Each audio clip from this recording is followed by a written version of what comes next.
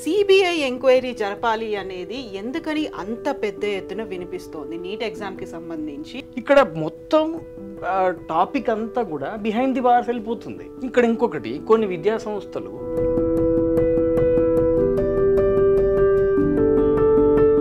ఒక famous supreme court అడ్వకేట్ని hire చేసుకుని వేశారు. 24 లక్షల మంది పిల్లలు ఒక పేరెంట్స్తో పాటుగా మా తప్పు కాదు ఇది, మా ఎఫర్ట్స్ ఎక్కడ ఫెయిల్ అవ్వలేదు, ఇంకెవరో చేసిన తప్పుకు మేమెందుకు బలవ్వాలి అనేది ఒక ప్రైమరీ డిమాండ్. అదే కదా, దానికోసమే కదా పోరాటం జరుగుతుంది. ఎవరైతే 1563కి మీరు గ్రేస్ వేశారో ఆ పిల్లలని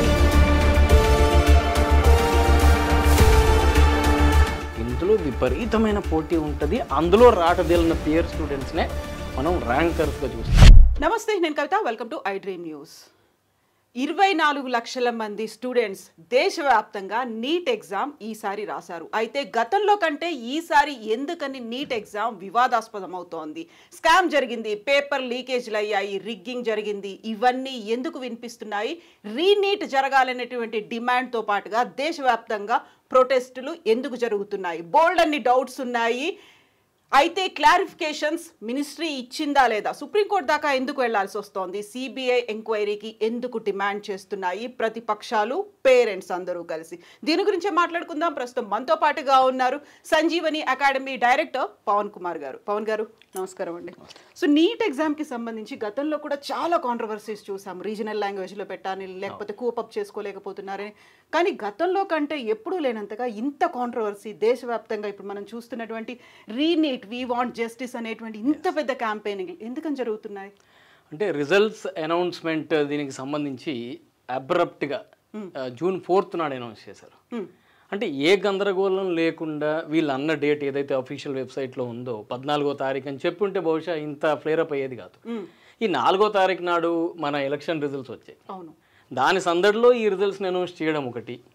రెండోది, ఈ రిజల్ట్స్ అనౌన్స్ చేసిన తర్వాత మామూలుగా 2-3 విద్యార్థులకి 720 అవుట్ ఆఫ్ 720 రావడం అనేది పెద్ద మిరాకిల్ ఏం కాదు. వస్తాయి, అట్లాంటి స్టూడెంట్స్ ఉంటారు. కానీ ఏకంగా 67 మందికి, అంటే వీళ్ళు ముందు అనౌన్స్ చేసినప్పుడు 67, ఇప్పుడు గ్రేస్ మార్క్ పాలసీస్ అవన్నీ మార్చారు కనుక 61. అంటే 60 to 70 మెంబర్స్కి 720 అవుట్ ఆఫ్ 720 రావడం. And abnormalities in marks, like no matter what వాళ్ళకి ఇప్పుడు 720 మార్కులకు హైయెస్ట్. అది ప్రతి ప్రశ్నకి 180 క్వశ్చన్లు గాను ప్రతి ప్రశ్నకి 4 మార్కులు. అంటే 720 మార్కులన్న రావాలి, లేదా 716 ఒక క్వశ్చన్ వదిలేస్తే. ఒక క్వశ్చన్ తప్పు చేస్తే 715. అదేందో విచిత్రంగా 718, 719 వచ్చాయి. అంతేకాకుండా ఆ వాపింగ్ మరి ఇక్కడ 650 మార్కులు అనేది out of 720 is considered to be very good score. ఇందులో పిల్లలకి మామూలుగా అయితే 620 నుంచి 720 మధ్య వచ్చిన విద్యార్థులకి లాస్ట్ ఇయర్ తీసుకుంటే 620 to 720 మార్క్స్ మధ్య ఉన్న వాళ్ళకి 13,000 నుంచి 15,000 ర్యాంక్ వచ్చింది. ఓకే. ఈ సంవత్సరం ఇదే మార్క్స్ రేంజ్లో దగ్గర దగ్గర 80 నుంచి 90,000 మందికి మార్క్స్ వచ్చాయి.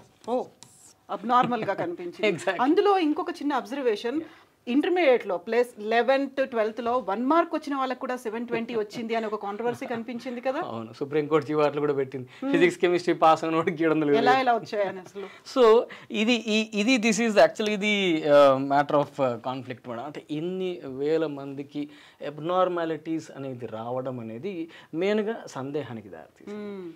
ఆన్ టాప్ ఆఫ్ ఇట్ ముందు నుంచి కూడా ఈ ఫిబ్రవరి మార్చ్లోనే పేపర్ లీక్ అయింది అనే న్యూస్ కొంత నేషనల్ మీడియాలో, at the same time social media, Reddit లాంటి ప్లాట్ఫామ్లో కూడా వైరల్ అయింది. ఇది వైరల్ అయింది కనుకనే ఇది అగ్నికి ఆజ్యం పోసినట్టు చాలామందిలో ఈ డౌట్ అనేది రైజ్ అయింది. అంతేకాకుండా మీరు ఒకసారి ఈ గవర్నమెంట్ కాలేజెస్లో across the country total 1.2 lakh seats ఉంటే 58,000 వరకు గవర్నమెంట్ సీట్స్ ఉన్నాయి. ఇప్పుడు గవర్నమెంట్ కాలేజెస్లో సీట్ రావాలంటే నాకు 520 మార్క్స్ వచ్చినా సరిపోతుంది.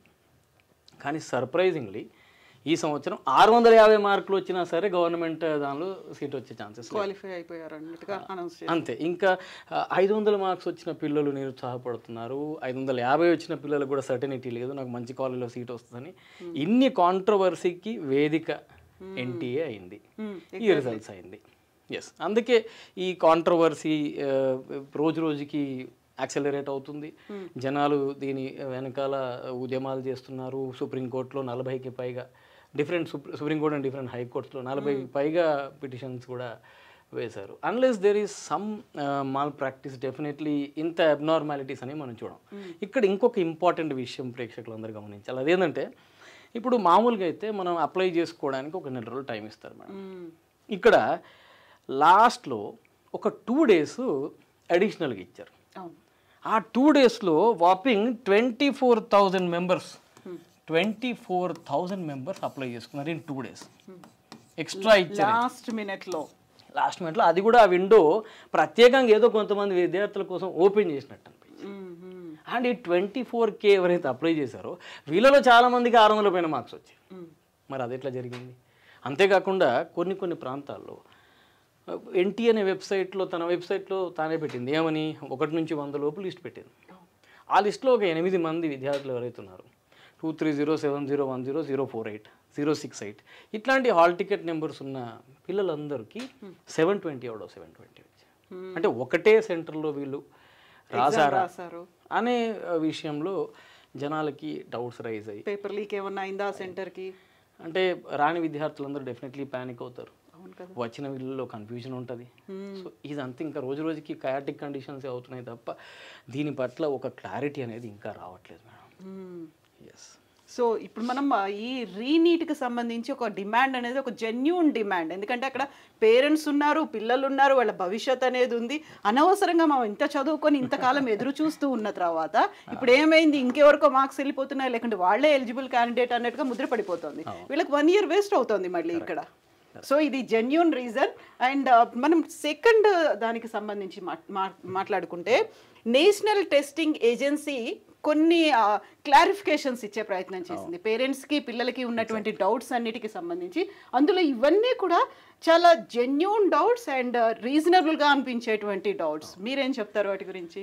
అంటే NTA definitely try to pacify the situation. తన వంతు బాధ్యతగా చెప్పే ప్రయత్నం చేస్తుంది. కానీ 24 లక్షలు 25 లక్షల మంది విద్యార్థుల భవిష్యత్తు దానిలో ఒక్క స్టూడెంట్కి కూడా డౌట్ లేకుండా చేయాల్సిన బాధ్యత ఎన్టీఏ మీద ఉంది. కానీ వాళ్ళు చేసిన ప్రతి ఎఫర్ట్ అది మ్యానిపులేటివ్ ఎఫర్ట్ లాగానే కనబడుతుంది మేడం. ఇప్పుడు for example let's discuss these points right. ఇటువంటి ఫస్ట్ది paper leak in Bihar or Godhra. ఇప్పుడు బీహార్ అనగానే లీక్ అయి ఉంటుందని ఒక భావన జనాల్లో ఉంటుంది. ఇప్పుడు క్రైమ్ క్యాపిటల్ ఆఫ్ ఇండియా అని అటువంటి పేర్లు ఉన్నాయి కదా. అక్కడ రీజన్ దీని వీళ్ళు ఏమి ఇచ్చారో చూడండి. ఈ cases seems to be related to cheating and impersonation, not paper leak. Cheating జరిగింది చిన్నపాటిది, అక్కడ కేవలం దాంట్లో జరిగి ఉంటుంది పరీక్షా హాల్లో తప్ప. అంతే. ఇంపర్సనేషన్ అంటే వేషధారణ, అంటే ఒక పిల్లోడి ప్లేస్లో ఇంకో పిల్లోడు లేదా ఫోటో మ్యాచ్ అవ్వకపోవడం లాంటివి జరిగినాయి. అంటే ఇది జరిగింది ఎగ్జామ్కి ముందు, ఇది రివీల్ అయింది ఎగ్జామ్కి ముందు. చీటింగ్ ఎప్పుడు జరుగుద్ది? ఎగ్జామ్ హాల్లోనూ. మరి ఈ దీనికి దానికి ఏమైనా లింక్ ఉందా? వాళ్ళు అడుగుతున్న ప్రశ్న ఏంటి, ఇక్కడ వస్తున్న ఎక్స్ప్లెనేషన్ ఏంటి? రెండోది significant increase in high scorers. వాళ్ళు ఎంత సింపుల్గా చెప్పారో చూడండి. The outcome of the investigation is aforesaid cases is awaited. అంటే ఏందో మనకి ఇంకా పూర్తిగా తెలియదు. ఎట్ ద సేమ్ టైం ఈ ఎక్కువ నెంబర్ ఆఫ్ స్టూడెంట్స్ రాశారు కదా, ఎక్కువ మంది రాస్తే ఎక్కువ వస్తాయి అని అంటున్నారు. కాంపిటీషన్ పెరిగింది కాబట్టి ఇంకా ఎక్కువ ర్యాంక్స్ వచ్చాయి. అంతే. లాస్ట్ ఇయర్ 21, ఈ ఇయర్ 23, 24. 2 లక్షల మంది ఏమంటారు ఇంతమంది ఇంటెలిజెన్స్ పుట్టుకొచ్చారా ఆల్ ఆఫ్ ఎదర్ మన కంట్రీలో. సో ఇది కొంత డౌట్ఫుల్. అందులో వాళ్ళు ఏం చెప్పారంటే, ఇప్పుడు నెక్స్ట్ పాయింట్ చూద్దాం, grace marks and marks inflation. అంటే దానికి అదే అందరూ అడుగుతున్నారు ఏంటి మీది క్రైటీరియా ఏంటి అని. ఇప్పుడు గ్రేస్ మార్క్స్ మనకి రద్దు చేశారు, దాని గురించి నెక్స్ట్ మాట్లాడదాం. ఈ గ్రేస్ మార్క్స్ ఎట్లా తీసుకున్నారయ్యా అంటే కాంట్రవర్సీ కాకుండా తెలివిగా సుప్రీంకోర్టు ఒక ఆర్డర్ ఇచ్చింది 2018లో. అది దేనికి సంబంధించి క్లాట్ ఎగ్జామ్లో గ్రేస్ మార్క్స్ ఇవ్వమని ఒక కేసులో ఇచ్చింది తీర్పు. Not for engineering and medical aspirants అని రాసుంది అందులో జడ్జిమెంట్లో. వీళ్ళు దాన్ని తీసి ఆ నార్మలైజేషన్ మెథడ్ వీళ్ళు అప్లై చేసామంటున్నారు. ఇప్పుడు suppose for example let me assume that I got some X marks and some Y marks are added as grace and my total marks have become Z. ఇది టోటల్. ఇప్పుడు ఈ grace మార్క్స్కి మీరు వేసిన normalisation technique ఏంటి, నాకు ఎన్ని వచ్చాయి అనే విషయంలో చాలా కన్ఫ్యూజన్స్ ఉన్నాయి. మీరు ఇది మాత్రం చూపిస్తే ఎట్లా? ఫార్ములా ఇది ఈక్వేషనే కాదు కదా మేడం, ఒక అన్నోన్తో ఈక్వేషన్ ఎట్లా అవుతుంది?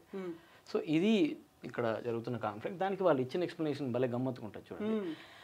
67 మందికి వచ్చాయి, 720 వచ్చాయి, 720 వచ్చేసాయి, 44 on account of revision in one answer కి ఆఫ్ ఫిజిక్స్.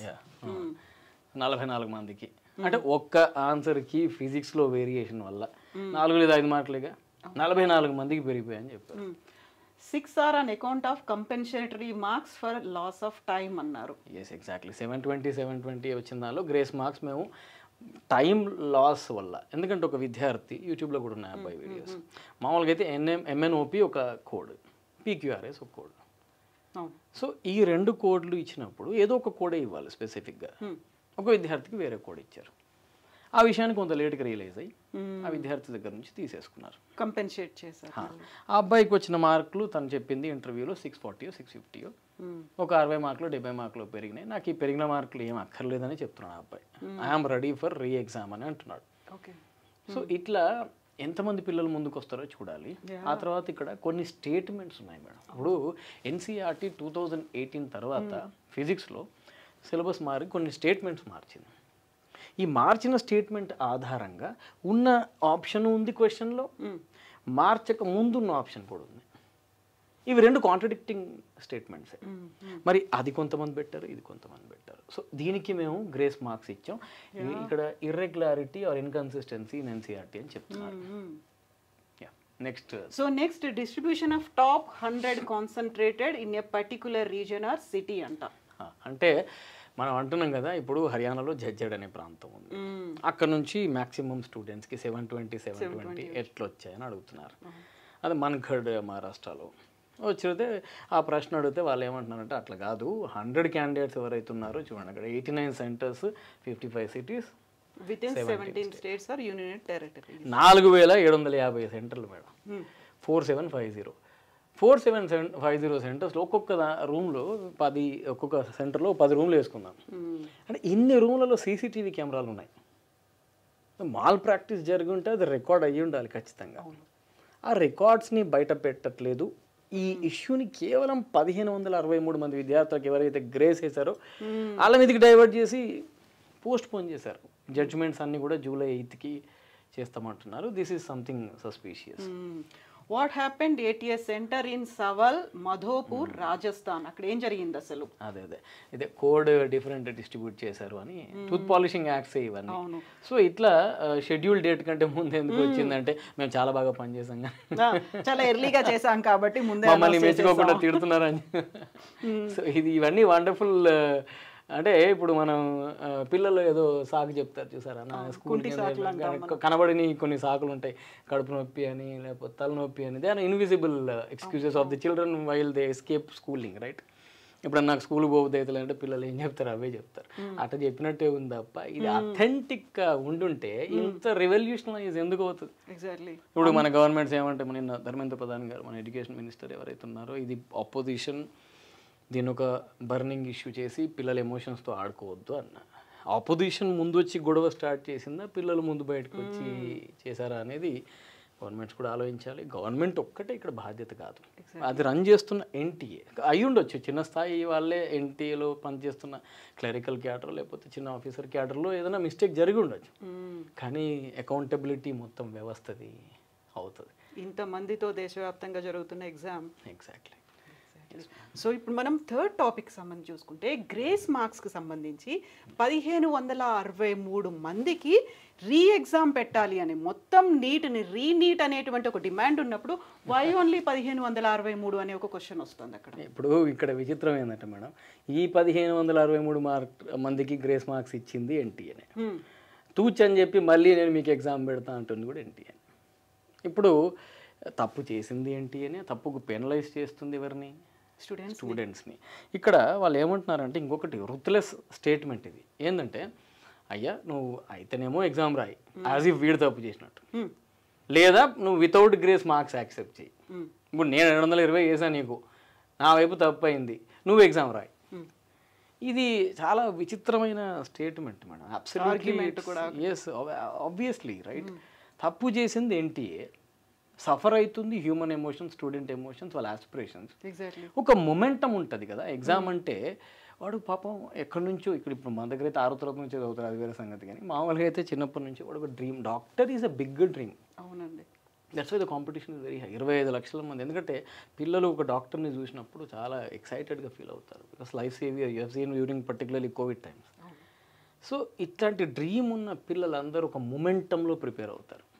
వాళ్ళందరూ ఏమంటారంటే నేను ఇట్లా చదువుతా, ఇది చేస్తా, ఇది అయిపోతుంది.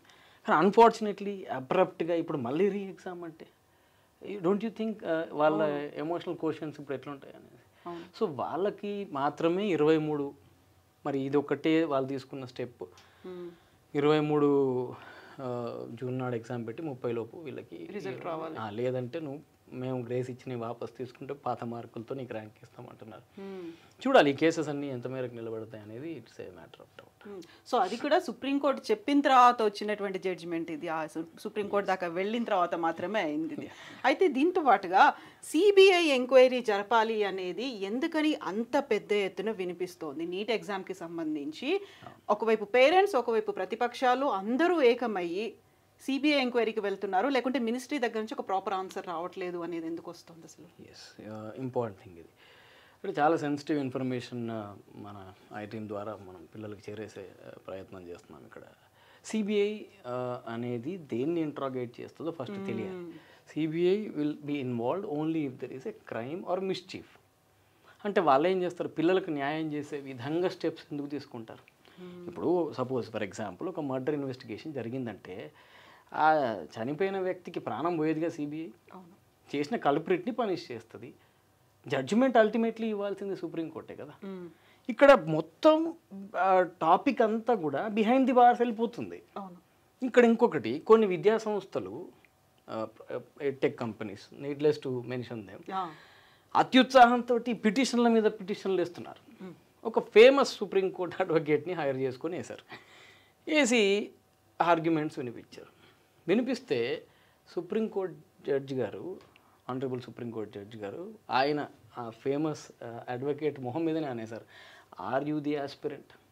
మీరు కాదు కదా, you are representing a private firm. ఆ ఫర్మ్ ఎందుకు వస్తుంది? కన్సర్న్స్, గ్రీవాన్సెస్ స్టూడెంట్స్ ఉండాలి. వాళ్ళ తరఫున వకాలతు పుచ్చుకునే వాళ్ళు లేరు. వాళ్ళు విక్టిమ్స్ కదా. వాళ్ళ తరఫున వకాలతు పుచ్చుకొని వాళ్ళ పాయింట్ వినే మన దగ్గర కాన్స్టిట్యుయెన్సీలో ఆ పాయింట్స్ లేవు. They are treated as minus. So వాళ్ళ పాయింట్ కరెక్ట్గా పోవట్లేదు. వాళ్ళ పాయింట్ పోవాలి అంటే definitely government has to yield. And ఈ సిబిఐ ఎంక్వైరీ వల్ల జరిగేది ఏంటి మేడం? ఆఫ్కోర్స్ పేపర్ లీక్ అయింది అనే న్యూస్ ఉంది. ఇప్పుడు పట్నా ఎఫ్ఐఆర్లో అయితే క్లియర్గా మెన్షన్ చేసి ఉంది, మాకు ఒక 2 రోజుల ముందే పేపర్ వచ్చింది, మాకు అవే క్వశ్చన్స్ వచ్చినాయి. 13 మందిని ఎందుకు అరెస్ట్ చేశారు మరి? అవును.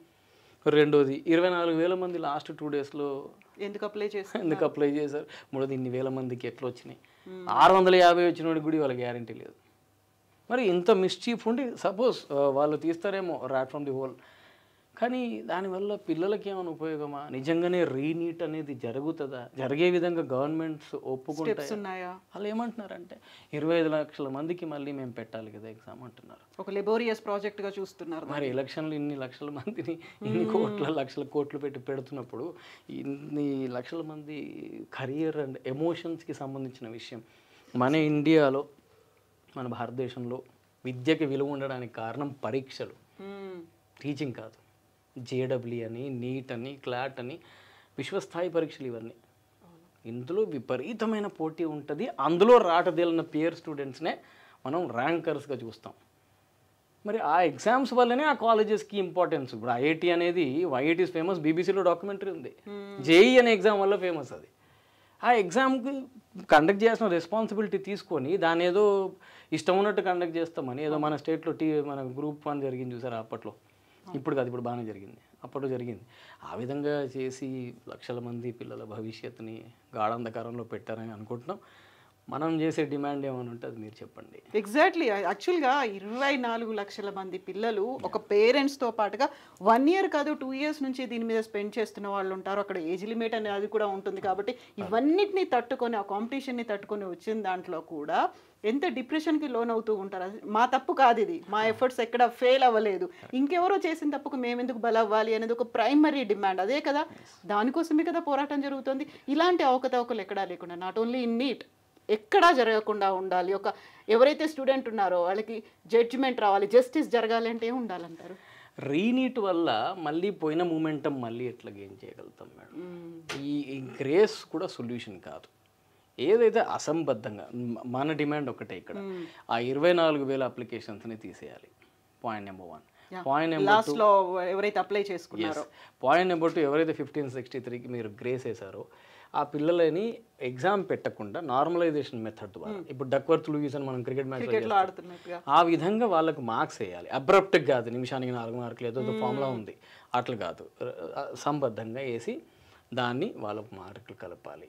రీనీట్ ఏ పరంగా కూడా జరగకూడదు. 3వది, సిబిఐ ఎంక్వైరీ రూపంలో beating around the bush is not useful. Exactly. ఇది అవసరమే లేదు అసలు.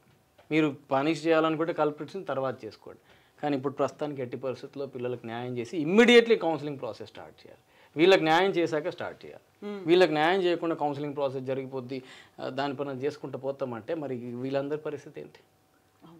ఇది ఉద్యోగానికి సంబంధించింది కాదు, ఇది కెరియర్, ఫ్యూచర్, వాళ్ళ ఆస్పిరేషన్స్. సో ఈ 3 ప్రధానమైన డిమాండ్లతోటి I want to conclude.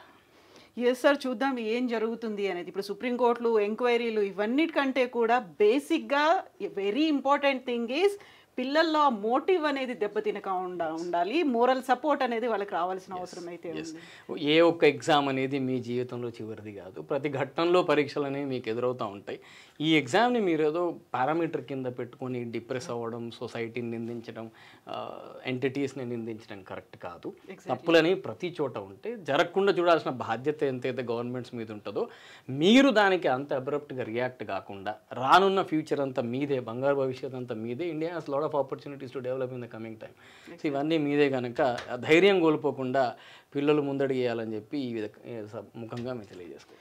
So thank you so much Pavan garu. మనం ఆశించినట్టుగా ఇలాంటి పిల్లలకి డిసప్పాయింట్మెంట్ ఉండొద్దు. అనవసరంగా ఎవరైతే అడ్డదారుల్లో వస్తారో వాళ్ళకి అందలం కూడా దక్కాల్సినటువంటి అవసరం లేదు. సో దానికి సంబంధించి చర్యలన్నీ ప్రభుత్వం చాలా వేగంగా తీసుకోవాల్సిన అవసరం ఉంది. థ్యాంక్ యూ సో మచ్ అండి. Thank you.